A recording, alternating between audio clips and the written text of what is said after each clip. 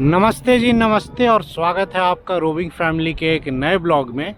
वैसे तो मेरा ये चैनल जो है रोड ट्रिप्स के लिए ज़्यादा पॉपुलर है, बट बहुत लोगों की रिक्वेस्ट ये भी आती रही है समय समय पर कि मैं अपनी फाइनेंशियल प्लानिंग कैसे करता हूँ, रोड ट्रिप्स के लिए जो है ना पैसा कहाँ से आता है, और मैं लाइफ जो है ना जैसा कि दिखाता हूँ आपको यूट्यूब पर वैसी लाइफ कैसे जी पा रहा हूँ। तो इन्हीं सब बातों पर आज के इस वीडियो में जो है ना वो चर्चा करेंगे। तो चलिए जी शुरू करते हैं, लेट अस स्टार्ट। सबसे पहले मैं ये क्लियर कर दूं कि इस वीडियो में मैं जो भी बात करूंगा ना वो सब मेरे पर्सनल एक्सपीरियंस के ऊपर बेस्ड है।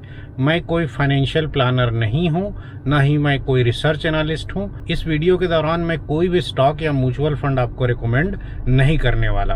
अब देखिए जी, फाइनेंशियल प्लानिंग के जो डिफरेंट एस्पेक्ट्स हैं उसमें मैं क्या क्या फॉलो करता हूँ वो बताने जा रहा हूँ। सबसे पहले आता है हेल्थ इंश्योरेंस। इंडिया में जो मेडिकल कॉस्ट है ना वो हर साल बहुत तेजी से बढ़ रहा है, और उससे अपने आप को बचाने के लिए जरूरी है आज के डेट में कि हर बंदे के पास अपना हेल्थ इंश्योरेंस होना चाहिए। तो अगर आप फैमिली है 3 से 4 लोगों की और किसी बड़े मेट्रो सिटी में रहते हैं, दिल्ली, मुंबई, बेंगलोर टाइप, तो आई वुड सजेस्ट कि आप कम से कम 15 से 20 लाख का एक सम इंश्योर्ड वाला हेल्थ इंश्योरेंस सबसे पहले करा ले। इसका प्रीमियम जो है ना हर साल पे करे टाइमली, जैसे कार का इंश्योरेंस कराते हैं। क्यों? क्योंकि इंडिया में एक चीज मानी जाती है ना कि एक मिडिल क्लास फैमिली और एक लोअर क्लास फैमिली में बस एक हॉस्पिटल बिल का ही डिफरेंस होता है। एक बड़ा हॉस्पिटल बिल कभी भी आपको कंगाल कर सकता है। इसीलिए सुख शांति और चैन की जिंदगी के लिए जरूरी है कि आप हेल्थ इंश्योरेंस तो ले ही ले। ये सबसे टॉप मोस्ट प्रायोरिटी होनी चाहिए। हेल्थ इंश्योरेंस के बाद सेकंड नंबर पे आता है जी आपका खुद का इंश्योरेंस। अगर आपकी फैमिली में आपके ऊपर काफी लोग डिपेंडेंट है, जो आपकी इनकम के ऊपर डिपेंडेंट है, तो जरूरी है कि आप एक टर्म प्लान जरूर ले ले। खुदा ना खास्ता आपको अगर कुछ हो गया तो कल के दिन जो है ना फैमिली जो है वो ट्रबल में ना आए, इसीलिए आपको एक टर्म प्लान तो रखना ही रखना है। अब टर्म प्लान कितने का रखना है उसका सिंपल सा लॉजिक ये है कि जो भी अभी फिलहाल आपकी ईयरली इनकम चल रही है ना उसको 20 या 30 से मल्टीप्लाई कर दीजिए। मिनिमम 20, मैक्सिमम 30 तक चलेगा। तो अगर आपकी महीने की 1 लाख इनकम है, 12 लाख इनकम है, तो 12 गुने 20 कर लीजिए, करीब 2 से 2.5 करोड़, 3 करोड़ तक भी जा सकते हैं। तो 2.5-3 करोड़ का इंश्योरेंस एक पक्का लेके रखिए। ये इंश्योरेंस आपकी सुविधा के लिए नहीं है, आपको बस शांति से चैन की नींद आए इसके लिए है, ताकि कल के दिन अगर आप ना रहें तो कम से कम फैमिली वाले जो है वो अपनी लाइफ ढंग से जी पाए। तो जी हेल्थ इंश्योरेंस हो गया, टर्म प्लान हो गया। अब ये दोनों का प्रीमियम तो आपको ईयरली भरना है।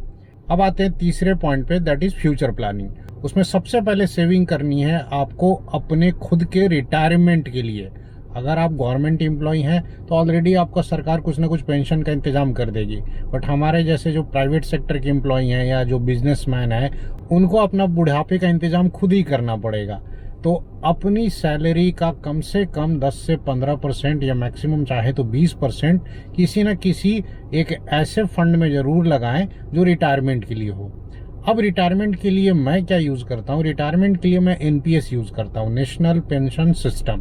2004 में गवर्नमेंट की स्कीम आई थी, वो गवर्नमेंट सेक्टर एम्प्लॉय के लिए थी। 2009 में वो मनमोहन सिंह गवर्नमेंट ने सबके लिए ओपन कर दिया था। तो 2010 से ही मेरा एनपीएस में अकाउंट चल रहा है। उसमें भी आप मंथली ना एसआईपी की तरह ही पैसा जमा कर सकते हैं। एनपीएस के बहुत सारे बेनिफिट्स हैं, 1-2 कॉन्स भी हैं। अब उसके ऊपर डिस्कशन करने जाऊंगा तो वीडियो बहुत लंबी हो जाएगी। एनपीएस का मोटा मोटी फंडा ये है कि आप 60 साल तक पैसे जमा करो, विथ ठीक ठाक इंटरेस्ट आपको 60 साल के बाद पैसा मिल जाएगा, जिससे आप एन्यूटी ले सकते हो।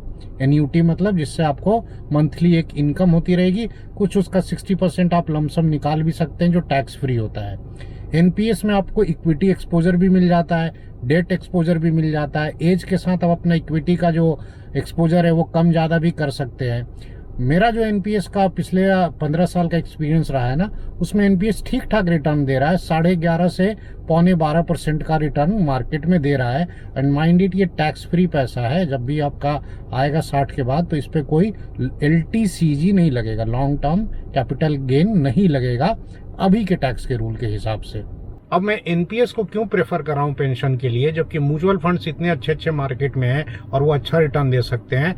म्यूचुअल फंड्स के साथ सबसे बड़ा नेगेटिव पॉइंट ये है ना कि वो इजीली आप रिडीम कर सकते हैं। आपको कहीं भी जरूरत पड़ी ना तो आप रिडीम कर लेंगे। अब बहुत लोग कहेंगे कि ये तो अच्छी बात है भाई, जब पैसा जरूरत है तो हम निकाल सकते हैं म्यूचुअल फंड से, एनपीएस में नहीं निकाल सकते। एनपीएस में निकालने के लिए जो रूल्स है ना वो इतने टेढ़े मेढ़े हैं कि कोई नहीं निकालने जाता है। और कहीं ना कहीं ये बात एनपीएस के फेवर में आ जाती है। वो आपके भाई साहब रिटायरमेंट का पैसा है, उसको आप रहने दीजिए।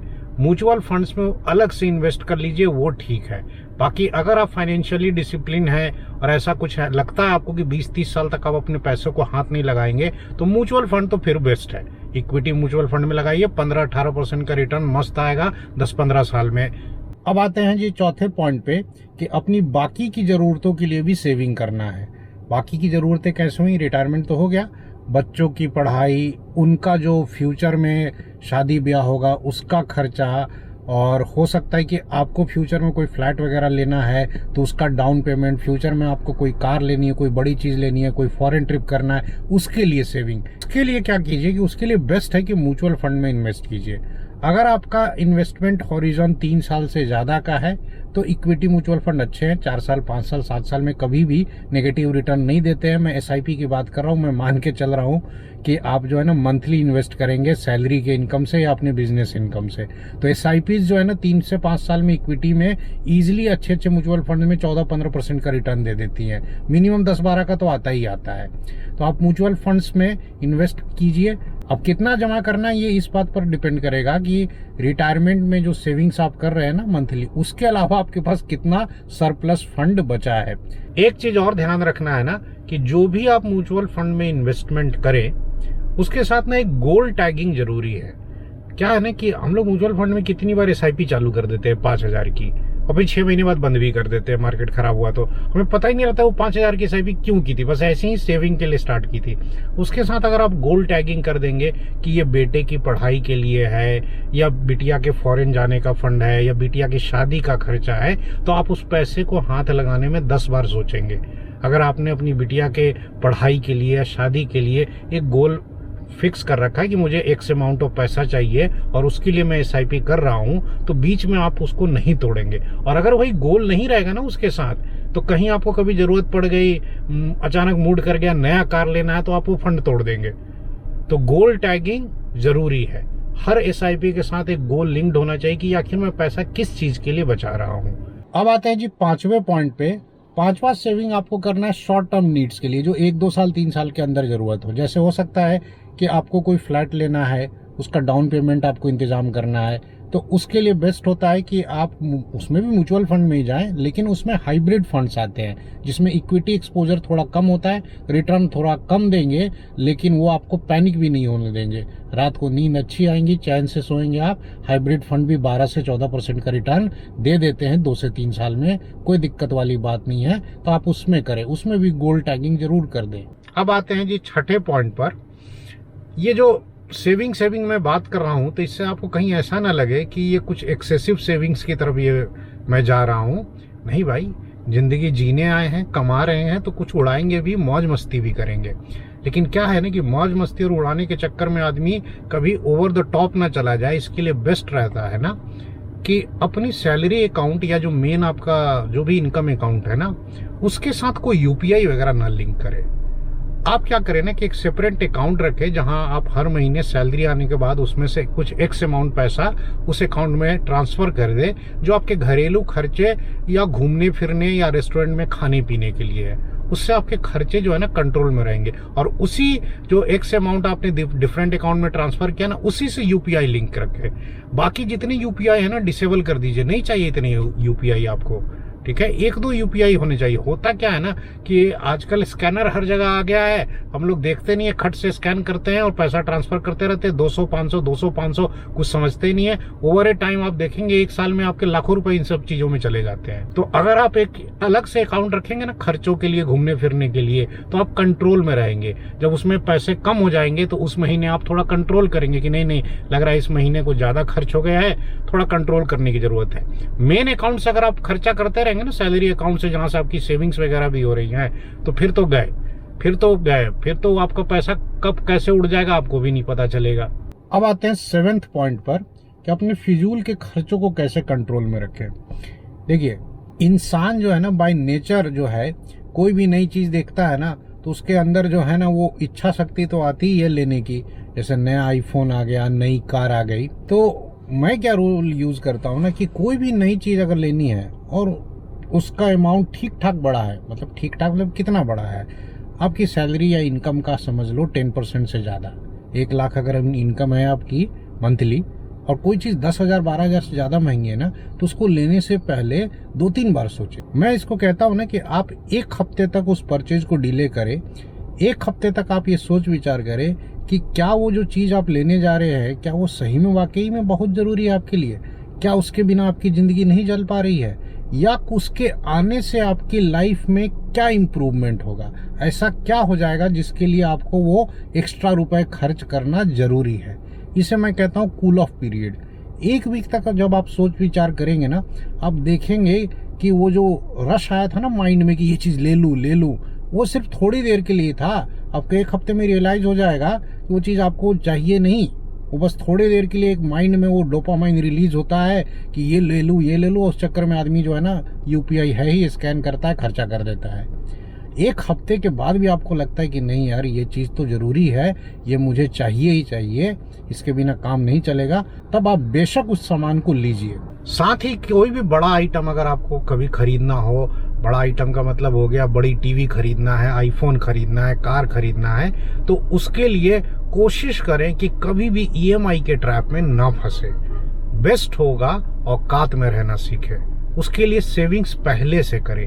लोन जो है ना बहुत जरूरी होने पर ही लेना चाहिए, ऐसे ही नहीं ले लेना चाहिए। और अगर आपने लोन कभी लिया भी ना, तो कोशिश कीजिए कि उसको कम से कम टाइम पीरियड में रीपे कर सके, जो है ना उसका इंटरेस्ट जितना कम से कम हो सके पे करे। अब आते हैं जी अगले पॉइंट पर, और अगला पॉइंट जो है ना इसी लोन और ईएमआई को लेकर के है कि ईएमआई अच्छी चीज़ है या बुरी चीज़। तो देखिए, अगर आप लोन लेते हैं एसेट्स क्रिएट करने के लिए, then this is a good thing. लेकिन अगर आप लोन ले रहे हैं इसलिए कि आईफोन लेना है, कार लेना है, कोई ऐसा सामान लेना है जो धीरे धीरे डिप्रिशिएट होगी, तो फिर तो ईएमआई बुरी चीज़ है भाई। लोन लेना ही है तो होम लोन लीजिए, फ्लैट खरीदिए, प्लॉट खरीदिए और एसेट बिल्डअप कीजिए जो फ्यूचर में आपको लोन पेमेंट के बाद भी अच्छा रिटर्न दे सके। इसके अलावा जो न्यू कमर्स है, जो नए नए जॉब में आए हैं या जिन्होंने नया नया कमाना शुरू किया है ना, उनके लिए मेरी यही सलाह है ना कि शुरुआत में 1-2 साल खूब मौज मस्ती कर ले और उसके बाद ना सेविंग्स जो है ना जल्दी से जल्दी शुरू करें। जब तक शादी नहीं हुई है तब तक तो सब चंगा सी। एक बार शादी हो जाए, रिस्पॉन्सिबिलिटी आ जाए, तो आप भी थोड़े रिस्पॉन्सिबल बने, सेविंग्स जो है ना स्टार्ट करें। शुरुआत में ही आप कोशिश करें ना कि करियर के स्टार्ट में ही ना कहीं एक रियल एस्टेट जरूर बिल्डअप करें। एक जनरल ट्रेंड क्या होता है ना कि लड़का कहीं से निकला कॉलेज से, जॉब में गया और फिर वो पर्टिकुलर किसी सिटी में गया, सपोज पुणे में जॉब कर रहा है। अब आजकल क्या है कि जॉब स्विचेज इतने कॉमन हो गए हैं कि उसका कोई भरोसा नहीं। आज पुणे में 3 साल के बाद बेंगलोर में रहेगा, 2 साल के बाद दिल्ली में रहेगा, हो सकता है 2 साल के बाद यूएस निकल जाए। तो ये बहुत लोगों को डाउट होता है कि यार घर लेना है, अगर फ्लैट लेना भी है, मुझे एसेट बिल्डअप करना है, तो कहाँ करूँ, मेरा तो भरोसा ही नहीं कि मैं कहाँ रहूँगा। तो ऐसे केस में मेरी सलाह है ना कि घर जो है ना उसी सिटी में ले जहाँ आप फिलहाल जॉब कर रहे हो, या अपने होम टाउन में ले ले। फ्लैट अगर लेना है तो फ्लैट रिलेटिवली चूंकि सेफ होता है इसलिए बोल रहा हूँ, नहीं तो एप्रिसिएशन तो लैंड में ज़्यादा होता है बट लफड़ा भी उसमें ज़्यादा ही है। फ्लैट अगर किसी आपने अच्छी सोसाइटी में ले लिया, छोटा सा ही सही, 1 BHK सही, 2 BHK सही, तो आप उस सिटी में नहीं भी रहेंगे, अपने घर पे नहीं भी रहेंगे ना, तो आप किसी XYZ अगले सिटी में भी चले जाएंगे तो उसको आप रेंट पे लगा सकते हैं और उसके रेंटल इनकम पर आप अपनी अगली सिटी में रेंट पे कर सकते हैं। तो basically you will live rent free. ये समझ रहे हैं? आपको बस EMI देना है। और होम लोन का EMI जो है ना, वो जितनी जल्दी सर पे आ जाए ना, आदमी उतना जल्दी डिसिप्लिन्ड हो जाता है। जब होम लोन का EMI नहीं रहता ना, तो आदमी फालतू में ही पैसे उड़ाता है। लेकिन अगर आपके ऊपर कनपट्टी पे बंदूक रख दी जाए ना इस EMI की, तो आदमी जॉब भी ढंग से करता है, लाइफ में जो है फाइनेंशियल प्लानिंग में भी डिसिप्लिन आ जाती है। तो मेरा तो यही मानना है ना कि करियर के स्टार्ट में ही ना कहीं एक फ्लैट ले ही लेना चाहिए।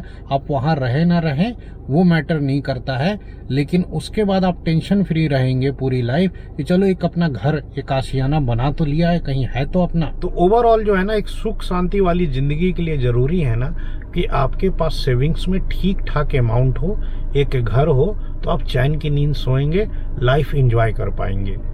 अब वैसे मेरे पास बोलने के लिए और भी बहुत कुछ है, बहुत सारी बातें हैं, लेकिन वो होता है ना कि एकदम से दिमाग में नहीं आता है। तो फिलहाल इस ब्लॉग को ना यहीं एंड करता हूँ। कमेंट्स को आने देते हैं, कमेंट सेक्शन में आपकी राय आएंगे, आप भी अपने कुछ लाइफ एक्सपीरियंसेस शेयर करेंगे, तो उससे भी मुझे भी कुछ आइडिया मिलेगा, और हो सकता है फिर मैं इसका एक पार्ट 2 भी ब्लॉग बना दूं, ज़रूरत पड़ेगा तो फिलहाल के लिए इस ब्लॉग को यहीं तक रखते हैं। अब जल्द मिलेंगे अगले ब्लॉग में, तब तक के लिए नमस्कार।